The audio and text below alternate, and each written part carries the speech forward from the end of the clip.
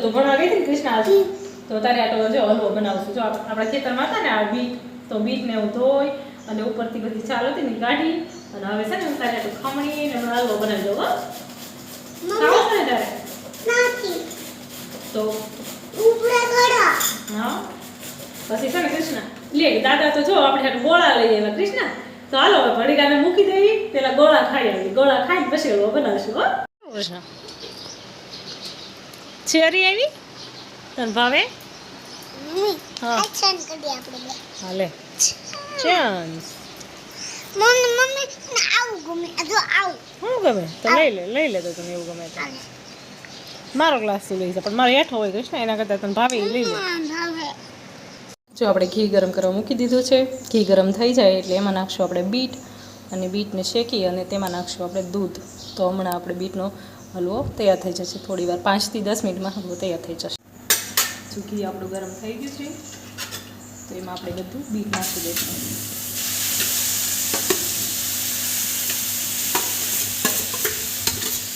થોડી વાર તેને હલાવતા રહીશું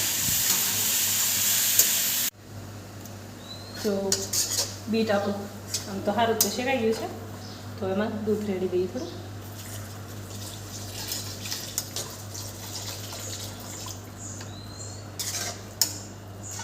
ખાંડની તો કંઈ જરૂર ના પડે કેમ કે બીટ ગળા જ હોય એમ છતાં પણ થોડુંક આપણે ખાંડ પણ નાખશું કૃષ્ણને ગળ્યું હોય ને તો વધારે ભાવે નહીં તો નથી ખાતું એટલે થોડુંક એને શરદી પણ ન થાય અને ભાવે એટલે આપણે થોડુંક ખાંડ પણ નાખશું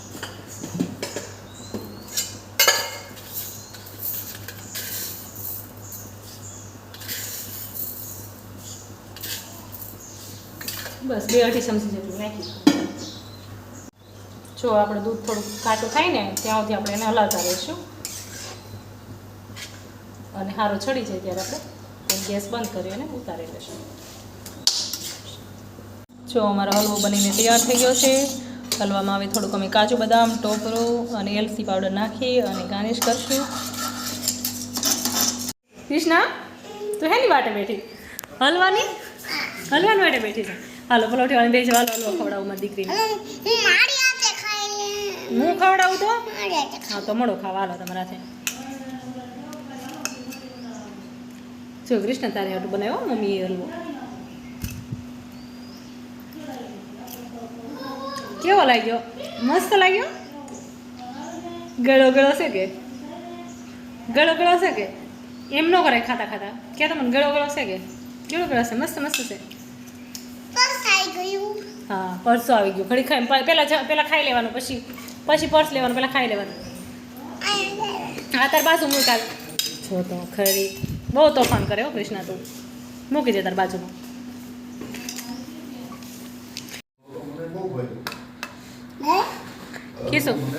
કીશું કે તો બધા હલવો ખાવા હાલો કોને કોને હલવો ભાવે છે કૃષ્ણાબેનને તો બહુ ભાવે છે હલિયો